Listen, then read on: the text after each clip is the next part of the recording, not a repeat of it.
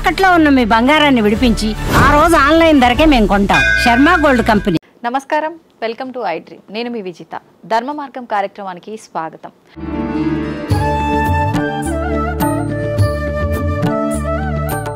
ప్రస్తుతం మనతో పాటు ఉన్నారు ప్రొఫెసర్ డాక్టర్ ముల్లపూడి సత్యనారాయణ మూర్తి గారు. ఇప్పుడు వారితో మాట్లాడి మరిన్ని విషయాలు తెలుసుకుందాం.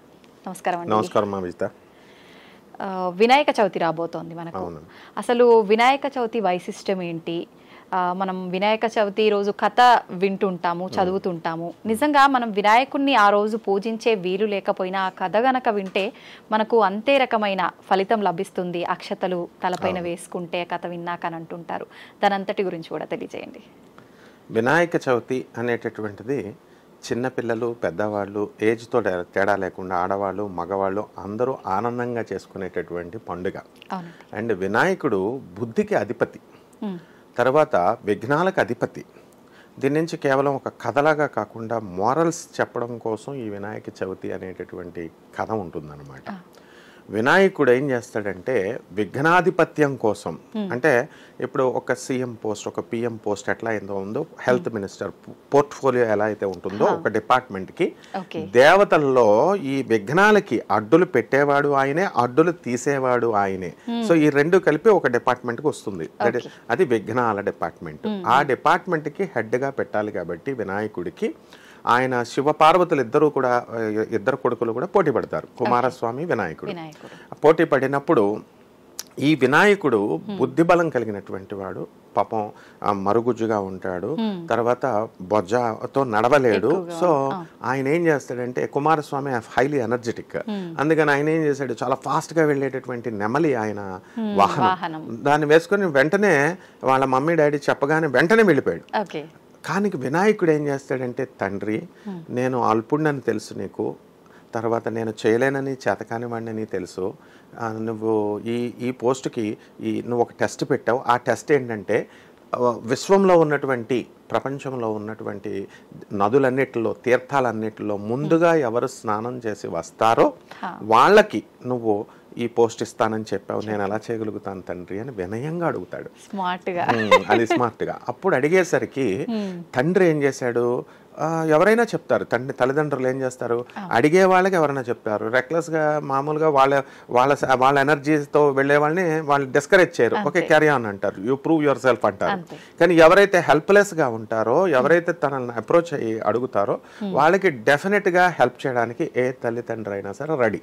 సో అప్పుడు ఆయన ఏం చెప్తాడు, ఓం నమో నారాయణాయ అనేటటువంటి అష్టాక్షరి మహామంత్రాన్ని ఎవరైతే పఠిస్తూ తమ తల్లిదండ్రుల చుట్టూ తిరుగుతారో, ప్రదక్షిణ చేస్తూ, అటువంటి వాళ్ళందరికీ కూడా మీకు ఆ తీర్థాలలో స్నానం చేసినటువంటి ఫలితం వస్తుంది నాయన అని చెప్పేశాడు. అంటే పేపర్ లీక్ చేశాడు father, EAMCET paper, IIT paper లాగా. సో వెంటనే ఈయన ఏం చేశాడు, స్వామి జగత్తుకు అంతటికీ కూడా తల్లిదండ్రులు వాళ్ళే కాబట్టి వీళ్ళ చుట్టూ ప్రదక్షిణ చేస్తే మనకి తప్పకుండా అది చెందుతుంది అని అన్షేకబుల్ ఫెయిత్తో ఆయన ఏం చేశాడంటే వెళ్ళి వాళ్ళ తల్లిదండ్రుల చుట్టూ ప్రదక్షిణ చేశాడు. ఇక్కడ మనం నేర్చుకోవాల్సింది ఏంటంటే, ప్రతి తల్లిదండ్రులు కూడా విశ్వానికి నా గాయత్ర్యాహ పరం మంత్రం నా మాతు పరదైవతం. గాయత్రిని మించినటువంటి తల్లి మంత్రం రాజం లేదు, అందుకే దాన్ని మంత్రరాజము అంటాం. అలాగే తల్లిని మించినటువంటి పరదైవం లేదు, అంటే తల్లే దైవం అంతే, that's all. So she is the first guru and father is the second guru. కాబట్టి ఇది ఈ టెక్నిక్ని ఇప్పుడున్న యూత్ అది మర్చిపోతున్నారు. మర్చిపోవడం వల్ల వాళ్ళు ప్రాబ్లమ్స్లోకి వెళ్తున్నారు. వెంటనే వీళ్ళిద్దరూ తిరిగేసరికి వీళ్ళిద్దరి చుట్టూ ఇక్కడ కుమారస్వామి ఫస్ట్ గంగానదిలోకి వెళుతున్నాడు స్నానం చేయడానికి. వినాయకుడు అప్పుడే స్నానం ముగించుకొని వచ్చేస్తున్నట్టు, ఎదురవుతున్నట్టు, ఈయన ఇంకా ఎంటర్ అవుతున్నాడు, ఆయన స్నానం చేసి వచ్చేస్తున్నట్టుగా కనబడుతుంది. ఇదేంటి, ఈయన ఎలక మీద రావాలా, చాలా స్లో, నేను చాలా సూపర్ ఫాస్ట్, అయినా సరే నేను రాలేకపోయాను అని డౌట్ వస్తుంది. కానీ సెకండ్ నదిలో టెస్ట్ చేస్తాడు, మళ్ళీ యమునలో, మళ్ళీ ఈ నర్మదాలో ఇలా ఏ నదిలో చేసినా సరే ఫస్ట్ ఆయన వస్తుంటే ఓహో ఇది అన్నగారి ఏదో ఉంది మతలబ్ ఇక్కడ, so something is there, fish is there అని చెప్పేసి అనుకొని అప్పుడు వెంటనే క్షమాపణ తన తల్లిదండ్రుల దగ్గరికి వచ్చి క్షమించమని అడిగి రెపెంటెన్స్ వచ్చింది. వచ్చి అన్నగారి యొక్క గొప్పతనాన్ని గ్రహించి, అంటే ఆయన బుద్ధి, వినయము, వివేకత అది గ్రహించి తన తల్లిదండ్రుల్ని క్షమాపణ అడిగి అన్నగారికే ఇచ్చేయమంటాడు. ఆ విఘ్నాధిపత్యము అనేటటువంటిది ఆ పోస్ట్ ఎప్పుడు వచ్చిందంటే ఈ యొక్క శుక్ల పక్షములో భాద్రపద మాసంలో చవితి తిథిన ఈ యొక్క వినాయక ఆ పోస్ట్ ఎక్కిచ్చారు. సో అందుకని దాన్నే వినాయక చవితి పండుగగా మనం సెలబ్రేట్ చేసుకుంటాం. అలాగే వినాయక జననం కూడా అదే రోజు జరిగింది.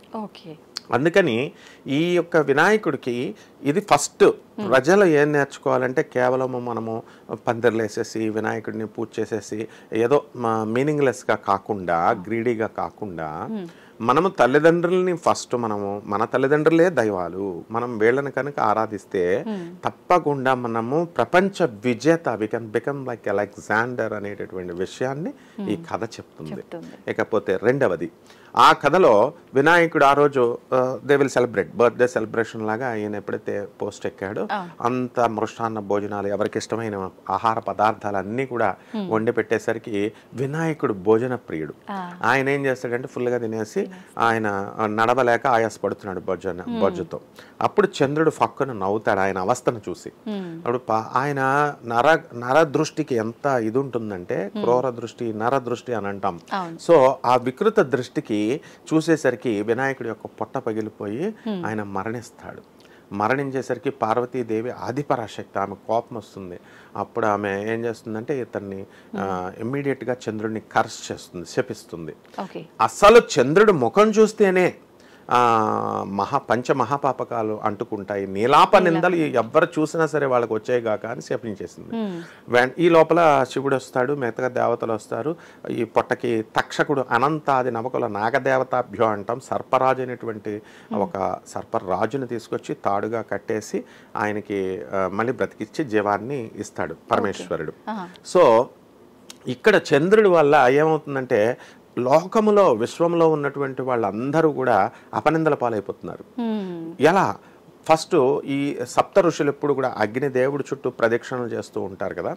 ఆ ప్రదక్షిణలు చేస్తున్నప్పుడు వాళ్ళ భార్యల్ని చూసి అగ్నిదేవుడు మోహిస్తాడు సప్త ఋషుల భార్యలు. ఈ కథలో ఉంటుంది, వినాయక చవితి వ్రతకల్పంలో కథలు నేను చెప్పేవి. సో మోహించి అయితే వాళ్ళు ఋషులు చెబితే శపిచ్చేస్తారు.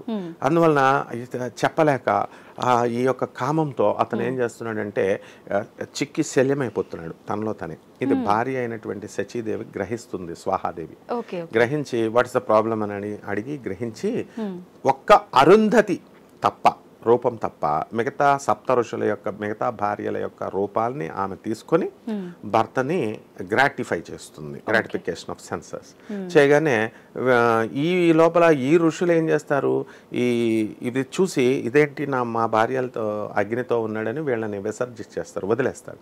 వదిలేస్తే వీళ్ళంతా మేమేమీ చేయలేదు, why we should be punished అని చెప్పేసి బ్రహ్మదేవుడి దగ్గరికి వెళ్ళి కంప్లైంట్ చేస్తారు.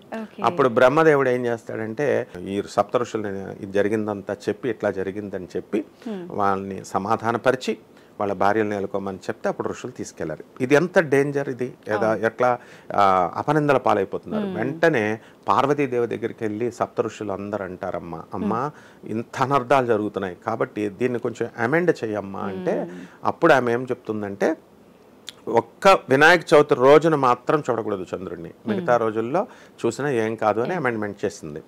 ఈ లోపల ఆ ఒక్క రోజు చూడకూడదని చెప్పి శ్రీకృష్ణ పరమాత్మ ద్వారకలో మొత్తం బయటకు రావద్దు అసలు, చంద్రుడు ఈవినింగ్ టైం వస్తాడు కాబట్టి అని దండోరా వేయించి ఆయనే పప్పులో కాలేస్తాడు. సాయంత్రం అయ్యేసరికి ఆవు పాలు, ఆయనకి క్షీరప్రియుడు కదా ఆయన, ఆ పాలు తీస్తుంటే ఆ కుండలో, ఆ పాల కుండలో ఆవుకు తీస్తుంటే ఆ కుండలో చంద్రుడు కనబడిపోతాడు.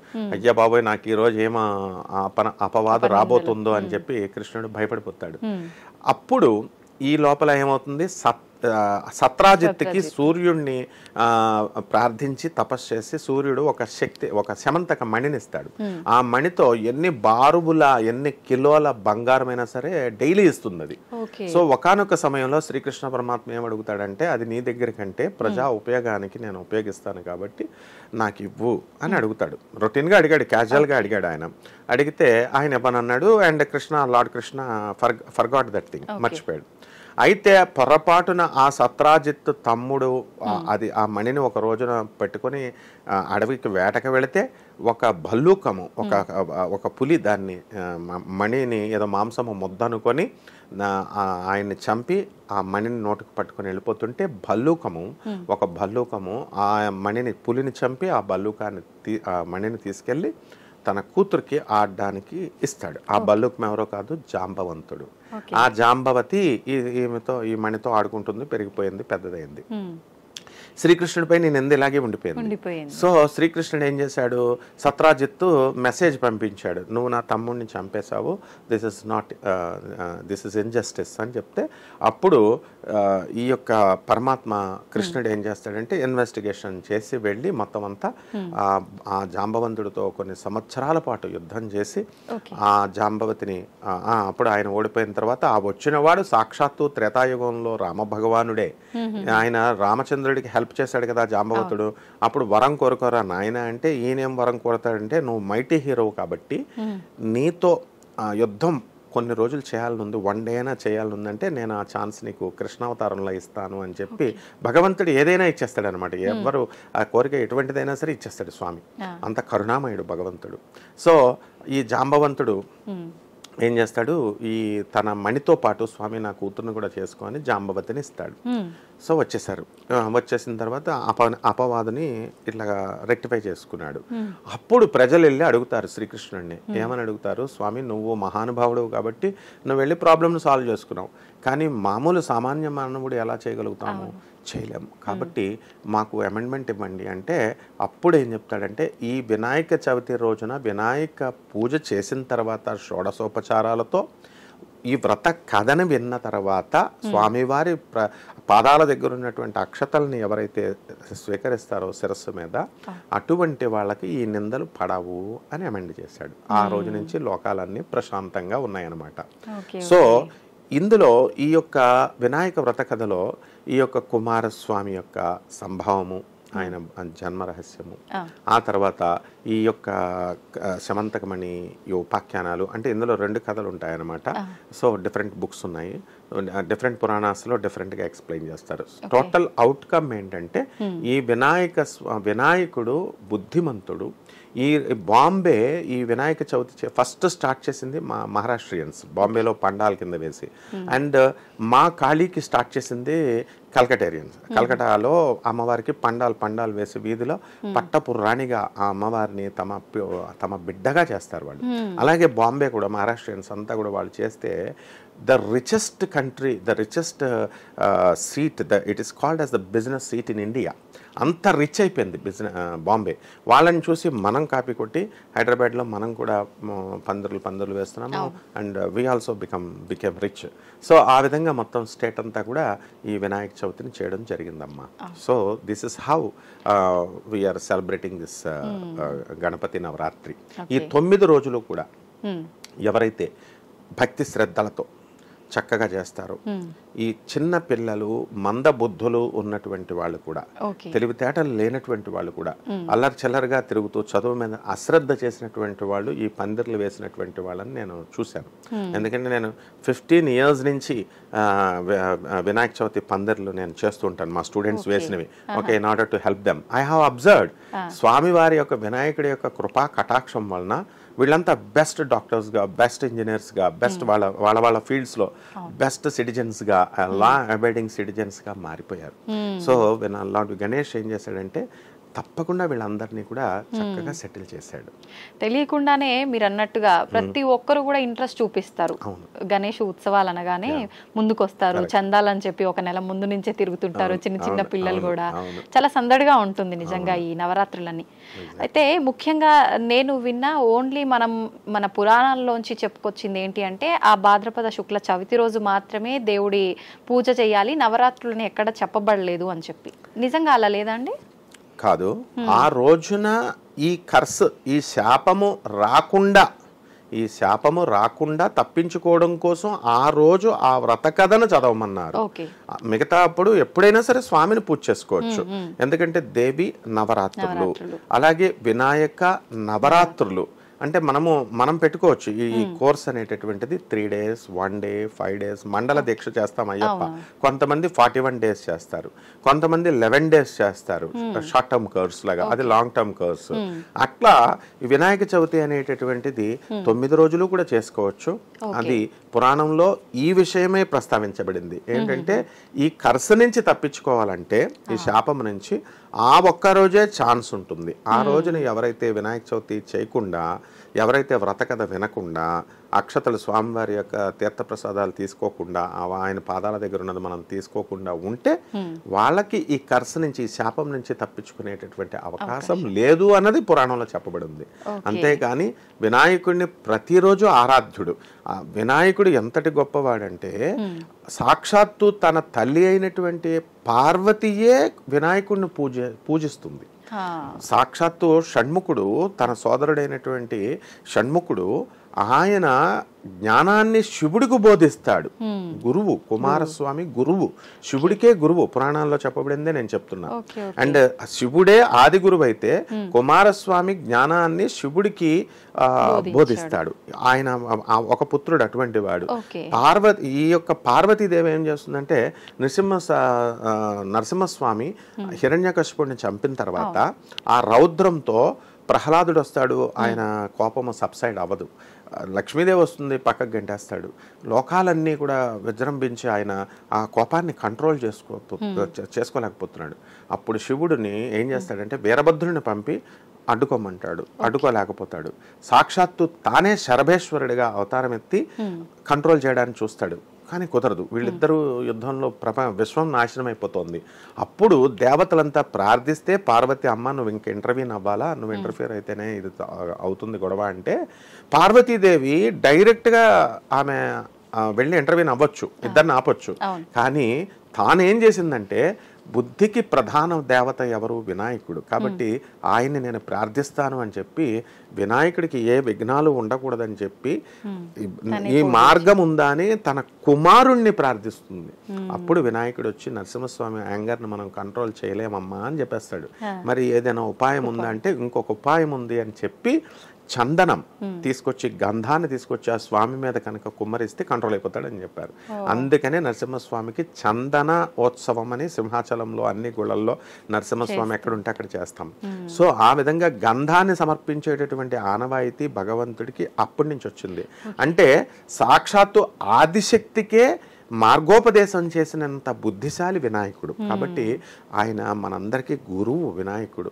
అండ్ ఆ వినాయకుడి మహిమలు అస్సలు చెప్పలేం. ఎందుకంటే వ్యాస భగవానుడు పురాణాలని ఇవంతా చాలా కంప్లీట్గా ఉన్నాయి. వేదాలను విభజించాలి, వేదాలంతా చాలా కష్టంగా ఉన్నాయి. సో పురాణాలు రాయాలా, ఉపనిషత్తులు రాయాలా, అప్పుడు ఎవరిని సెలెక్ట్ చేయాలో తెలియడం లేదు. తెలియక తాను ఒక కండిషన్ పెడతాడు. ఎవరైతే నేను చెబుతూ డిక్టేట్ చేసుకుంటూ వెళ్ళిపోతానో ఆపకుండా రాస్తూ ఉండాలి. ఆపకుండా ఎక్కడైనా ఆపితే ఇంక నేను చెప్పను, మళ్ళీ సెకండ్ టైం అడగకూడదు, నన్ను రిపీట్ అని అడగకూడదు, ఇలాంటి కండిషన్స్ పెడతాడు. అంత కాన్సన్ట్రేషన్ పవర్ ఎవరు లేరని సాక్షాత్తు వ్యాసుడికి ఎవరు దొరకలేదు. మనకి పురాణాలు వేదాలు అందడం లేదు. అప్పుడు సాక్షాత్తు శ్రీకృష్ణ పరమాత్మ ఏం చేస్తాడంటే, ద్వాపర యుగంలో ఈ యొక్క వినాయకుడి యొక్క ఔన్నత్యం ఆయనకు తెలుసు కాబట్టి వ్యాసుల వారికి తెలియజేయాలని చెప్పి ఇద్దరిని డిన్నర్కి పిలుస్తాడు. వినాయకుడిని, తర్వాత ద్వారకకి వ్యాసుడు వారు వచ్చిన తర్వాత వినాయకుడు ఏం చేస్తాడంటే ఆయన భోజనం పెట్టేస్తారు, ఆయన భోజనం ఫుల్గా తినేస్తున్నాడు, ఇంకా కాన్సన్ట్రేషన్. వ్యాసుల వారు వచ్చి కూర్చున్నాడు. శ్రీకృష్ణుడు ఏం చేస్తాడంటే డప్పులు గట్టిగా కొట్టండి, సౌండ్స్ బాగా చేయండి అని. ఇప్పుడు మనం ఇవి చేస్తాం కదా వినాయక చవితిలో డీజేనా అది చేస్తాం కదా, ఆ సౌండ్లు పెట్టేయండి అంటాడు.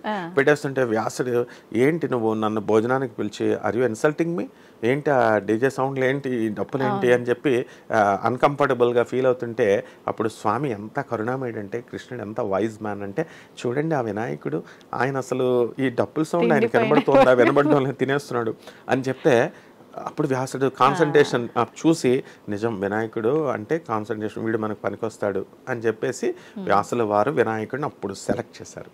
సెలెక్ట్ చేసిన తర్వాత స్వామివారు వినాయకుడు రాసుకుంటూ వెళ్ళిపోతూ ఉంటాడు అనమాట.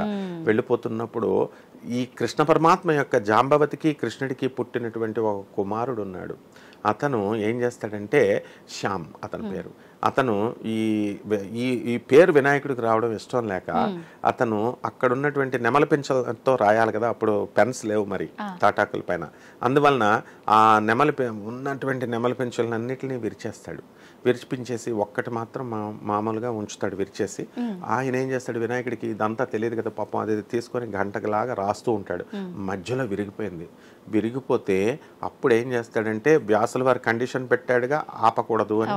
ఆపితే ఆగిపోతుంది, మనకు ప్రజలకు రాదు కాబట్టి తన దంతాన్ని విరిచి రాసేసాడు.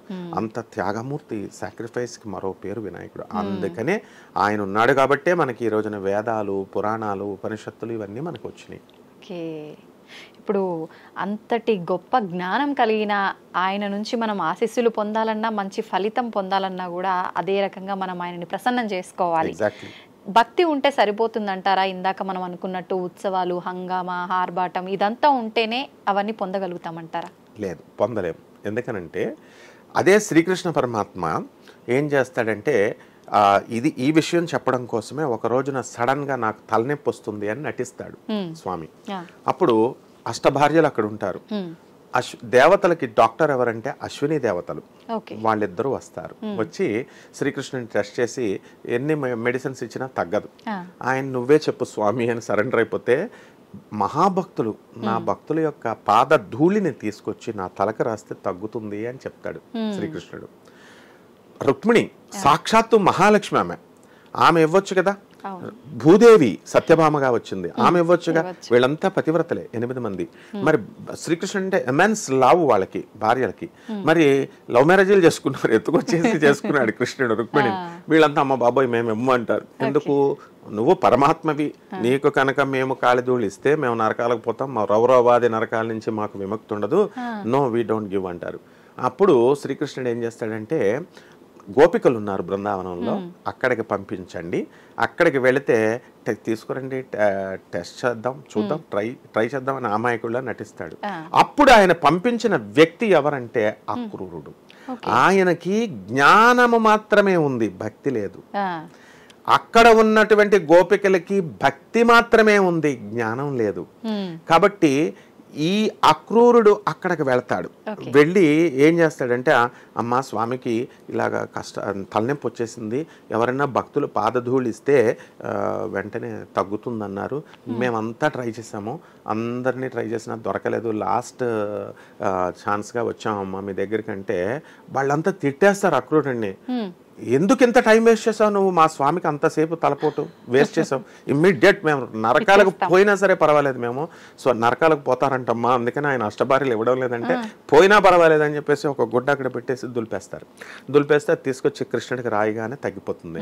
అయితే ఇక్కడ శ్రీకృష్ణుడు ఆడిన నాటకంలో భక్తి ఒక్కటే ఉంటే సరిపోదు, ఇక్కడ జ్ఞానం ఒక్కటే ఉంటే సరిపోదు, ఈ రెండు ఉండాలి.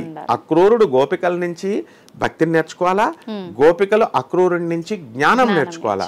భక్తి జ్ఞానం రెండు ఉన్నప్పుడు మాత్రమే వైరాగ్యం వస్తుంది, ఈ మూడు ఉన్నప్పుడు మాత్రమే మోక్షం వస్తుంది. మోక్షం అంటే సిద్ధి, ఎక్కడికో పోతాం ఏదో అయిపోతుందని కాదు, మోక్షం అంతా ఈజీ కాదు. సో ఆ విధంగా ఇప్పుడు మండల్లో మనం పందిర్లు వేసి చేస్తున్నటువంటి వాళ్ళంతా కూడా ఆర్భాటాలు చేయొచ్చు, తప్పలేదు, they can enjoy, but concentration దెబ్బతింటుంది, డైవర్ట్ అయిపోతున్నారు వీళ్ళు. డైవర్ట్ అయిపోయి ఈ డాన్స్ ప్రోగ్రామ్స్, కమ్యూనిటీస్లో ఈ ప్రోగ్రామ్స్ సెలబ్రేట్ చేసుకోవడము, డప్పులు, డీజేలు, ఇదే దొరుకుతోంది తప్ప అక్కడ స్వామివారి దగ్గర నుంచి అసలు స్వామివారు ఎంత మనకి అసలు ఏ మెసేజ్, ప్రతి వ్రతానికి ఒక మెసేజ్ ఉంటుంది, ఆ మెసేజ్ మనకి ఏమిస్తున్నారు అన్న దాని మీద కాన్సన్ట్రేషన్ చేయడం లేదు. అండ్ భక్తి కూడా అన్షేకబుల్ ఫెయిత్ ఉండాలా, అండ్ ఆ నిశ్చలమైనటువంటి భక్తి ఉండాలా, అంటే అల్టిమేట్ సరెండరెన్స్ ఉండాలా, టోటల్ సరెండర్ అయినప్పుడు. కానీ మనం టోటల్ సరెండర్ కావట్లేదు. కానీ కొంతమంది తప్పకుండా ఎవరైతే అవుతారో వాళ్ళకి తప్పకుండా ఆ భక్తి ఎలా ఉన్నా మనకి స్వామి రిజల్ట్ ఇస్తాడు. అలాగే స్వామివారు కూడా నీకు భక్తి లేదు అని చెప్పి వదిలేడు భక్తుల్ని. ఇప్పుడు సపోజ్ మనం 4th క్లాస్ చదువుతున్నాం, నేను 4th క్లాసే చదువుతా, నేను నెక్స్ట్ 5th ప్రమోట్ అవ్వనంటే రైట్ టు ఎడ్యుకేషన్ అనే ఆర్టీఈ ప్రకారము మన సెంట్రల్ గవర్నమెంట్ ఒక యాక్ట్ ఉంది. బలవంతాన్ని up to 10th CBSE schools లో నో నో నో నువ్వు కూర్చోడానికి కుదరదు, మేము నిన్ను ఫస్ట్ క్లాస్ నుంచి సెకండ్ అండ్ థర్డ్ ప్రమోట్ చేసేస్తాం, అంతేగాని నువ్వు ఫెయిల్ అయినా మాకు అనవసరం. కాబట్టి రైట్ టు ఎడ్యుకేషన్ ఎలాగైతే ఎన్ఫోర్స్మెంట్ అనేటటువంటిది ఉందో, మనకు కూడా భక్తుడిని కూడా నేను భక్తి చేయను, ఇంకా నాకు ప్రమోషన్ వద్దు, ఎవల్యూషన్ వద్దు అంటే ఊరుకోడు భగవంతుడు, వినాయకుడు ప్రమోట్ చేసేస్తాడు. అలాగే మనుషులకే కాదు ఈ ప్రమోషన్, మానవుడు నేను మానవుడిలాగే ఉంటానంటే కుదరదు. You should become Gandharva, you should become దేవత, అంతేగాని నువ్వు తప్పుడు పనులు చేస్తే క్రిందకి పోతావు. భగవద్గీతలో క్లియర్ గా చెప్పాడు, నీ చమర్త్యాది యోనుల్లోకి విసిరేస్తాను అన్నాడు. సో రీబర్త్ అనేది ప్రూవ్డ్, అండ్ ఈ డౌన్ ఫాల్ ఉంది, ప్రమోషన్ ఉంది. ఈ ఎవల్యూషన్ కేవలం మనుషులకే కాదు, ప్లానెట్స్ కూడా ఉంటుంది. ఇప్పుడు మనం నివసిస్తున్నటువంటి ఈ భూమి నెక్స్ట్ తరాలలో అది స్వర్గంగా మారుతుంది. అంటే ఈ ప్లానెట్ కూడా ప్రమోషన్ ఉందన్నమాట. సో ఫర్ ఎవ్రీథింగ్ అడ్వాన్స్మెంట్ ఉంటుంది. అది చెప్పడం కోసమే వినాయకుడు ఏం చేశాడంటే, ఈయన ఈ భక్తి ఎలా ఉన్నా కూడా అంగీకరిస్తాడు, ఆశీర్వదిస్తాడు. అండ్ ఈ పిల్లలంతా కూడా నా కళ్ళతో నేను చూశాను, వాళ్ళంతా కూడా బ్రహ్మాండంగా సరదాగా చేసినా, తెలియక చేసినా, తెలిసి చేసినా, కావాలని చేసినా స్వామి విపరీతంగా అనుగ్రహించాడు. సంతోషం అండి, నిజంగా చాలా మంచి విషయాలు తెలియజేశారు, స్టోరీ రూపంలో మా అందరికీ చక్కగా అర్థమయ్యేటట్టు. ధన్యవాదాలు. ధన్యవాదాలమ్మా.